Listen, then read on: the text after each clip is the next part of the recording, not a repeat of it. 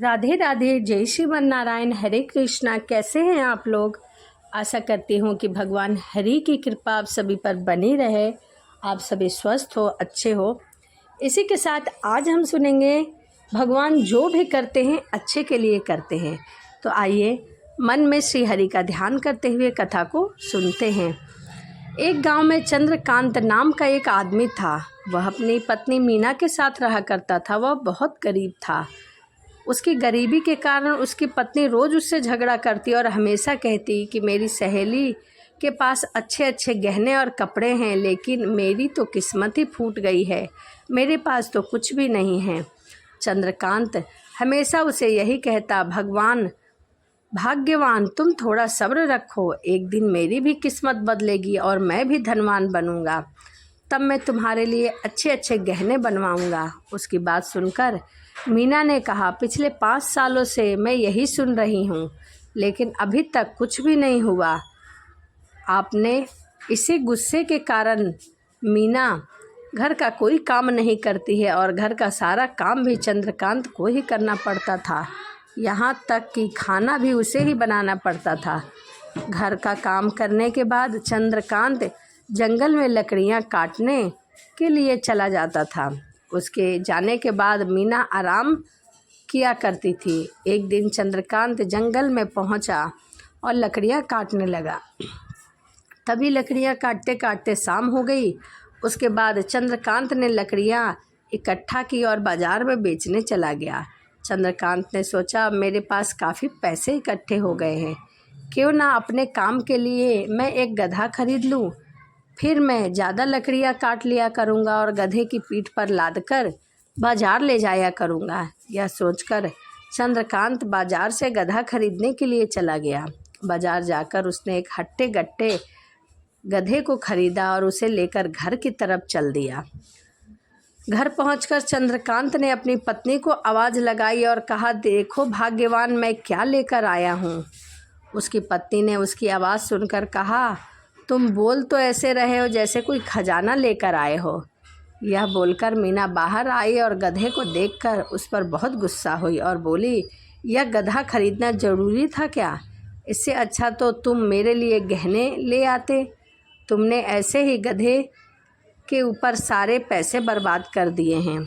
चंद्रकांत ने उसकी बात सुनकर कहा, मैंने यह गधा लकड़ियों को ढोने के लिए ख़रीदा है, ताकि ज़्यादा से ज़्यादा लकड़ियाँ काटकर इसके ऊपर लादकर बाज़ार ले जाकर बेच सकूं और ज़्यादा से ज़्यादा पैसे कमा सकूं।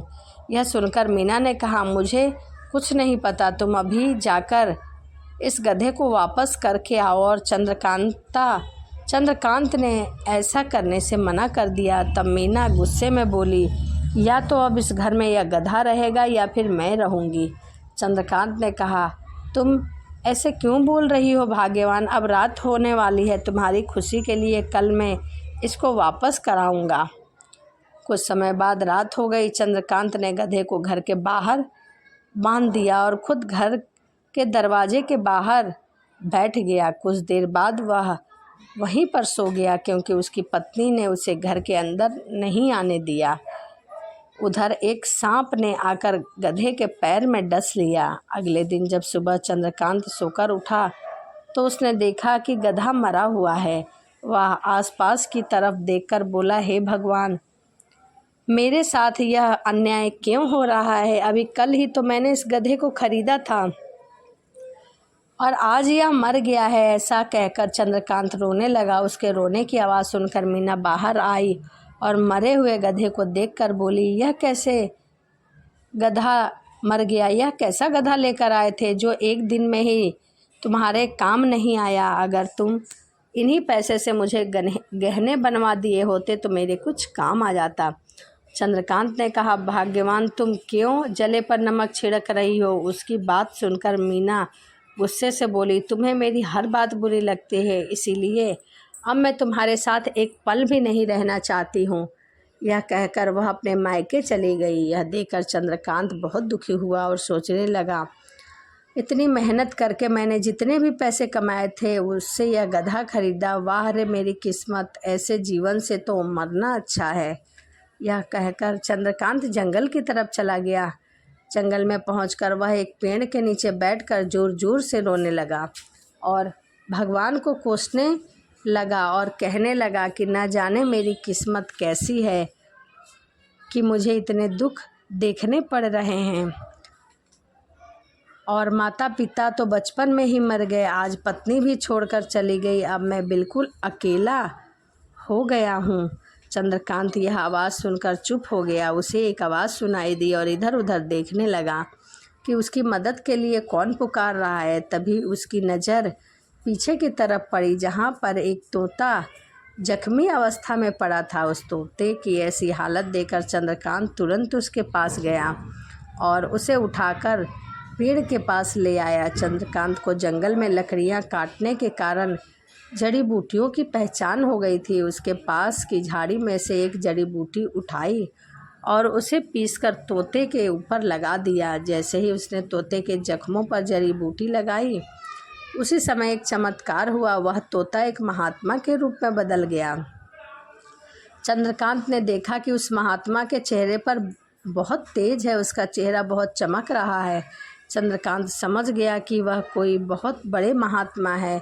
उसने महात्मा को हाथ जोड़कर प्रणाम किया और महात्मा ने कहा, वाह चंद्रकांत वाह, तुम गरीब जरूर हो और किस्मत के मारे भी हो, इस समय बहुत दुखी और परेशान हो, लेकिन तब भी तुमने अपना दुख ना देखा और मुझ पर दया दिखाई, इससे मैं बहुत खुश हूँ। मांगो, तुम्हें जो कुछ चाहिए वह मुझसे मांग लो, मैं तुम्हें ज़रूर दूंगा। चंद्रकांत ने महात्मा की बात सुनकर कहा, क्या आप सच कह रहे हैं? मुझे देंगे जो मैं मांगूंगा? मैं जो चाहता हूँ। मेरी पत्नी भी मुझसे बहुत प्रेम करती है, परंतु धन न होने के कारण वह मुझे छोड़कर चली गई। महात्मा ने उसकी बात सुनकर कहा, ठीक है, जैसा तुमने कहा है वैसा होगा। जाओ, अपने घर जाओ, तुम्हें घर में तुम्हारा गधा भी जीवित मिलेगा, तुम्हारी पत्नी भी तुम्हारा इंतजार करती हुई मिलेगी। महात्मा की बात सुनकर चंद्रकांता की खुशी का ठिकाना ना था। जब चंद्रकांत जाने लगा तो महात्मा ने कहा, तुम्हारे अंदर दयालुता के साथ साथ संतोष और सब्र भी बहुत है, इसीलिए तुम्हें कुछ और भी चाहिए तो मांग सकते हो।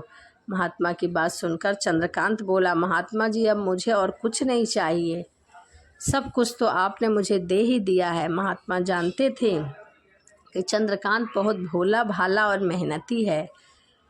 तब महात्मा ने कहा, मैं जानता हूँ चंद्रकांत, तुम बहुत मेहनती इंसान हो, तुम मेहनत करने में भरोसा रखते हो और यह अच्छी बात है, लेकिन मैं तुम्हारी मेहनत को और भी आसान कर देना चाहता हूँ। यह कहकर महात्मा ने उसे एक मटका दिया और कहा कि इस मटके में तुम जितना भी अनाज चाहो वह तुम्हें मिल जाएगा, वह मटका कभी खाली नहीं होगा, इसीलिए अब तुम लकड़ियाँ बेचना छोड़ दो और इस मटके में से अनाज निकालकर गधे पर लादकर बाज़ार में बेचना शुरू कर दो, जिससे तुम बहुत सारा धन भी कमा लोगे और तुम्हारा जीवन भी सुखी हो जाएगा। यह कहकर महात्मा जी वहाँ से चले गए। चंद्रकांत मटके को लेकर घर की तरफ चल पड़ा और अब घर में गधा, पत्नी सब साथ में थी। चंद्रकांत को देखकर मीना ने कहा, आप मुझे माफ़ कर दो, मैंने आपको बहुत गलत कहा। मेरी सबसे बड़ी गलती है कि मैंने आपको कभी भी समझने की कोशिश नहीं की। चंद्रकांत ने उसकी बात सुनकर कहा, कोई बात नहीं भाग्यवान, अब हम दोनों सच्चे दोस्त की तरह मिलकर रहेंगे, मेहनत करेंगे और पति पत्नी की तरह रहेंगे, फिर मैं तुम्हारे लिए बहुत सारे गहने बनवा दूंगा। चंद्रकांत की बात सुनकर उसकी पत्नी ने कहा, मुझे अब गहने नहीं चाहिए, बस आप खुश रहे, मेरे लिए यही बहुत है। चंद्रकांत की पत्नी का स्वभाव अब बिल्कुल बदल गया था। फिर चंद्रकांत ने उसे महात्मा के बारे और मटके के बारे में सब कुछ बता दिया। अब दोनों पति पत्नी मिलकर मेहनत करने लगे। वे रोज़ बहुत सारा अनाज गधे पर लादकर बाजार ले जाते और खूब पैसे कमाते। इससे कुछ ही दिनों में वह अमीर हो गए और खुशी खुशी अपना जीवन यापन करने लगे। इस कहानी से हमें क्या सीख मिलती है? आज की सुंदर कहानी से हमें यही शिक्षा मिलती है कि हमें जीवन में हमेशा दूसरों की मदद करनी चाहिए, चाहे सुख हो, दुख हो, इंसान हो, जानवर हो या फिर हमारा दुश्मन ही क्यों ना हो। हमें अपने जिम्मेदारियों से पीछे नहीं हटना चाहिए। यही परमात्मा की सीख है। तो यह वीडियो आपको कैसी लगी कमेंट में राधे राधे लिख के ज़रूर बताएं। तो चलिए मिलते हैं अगली वीडियो में। सभी को राधे राधे। जय श्रीमन नारायण। हरे कृष्णा।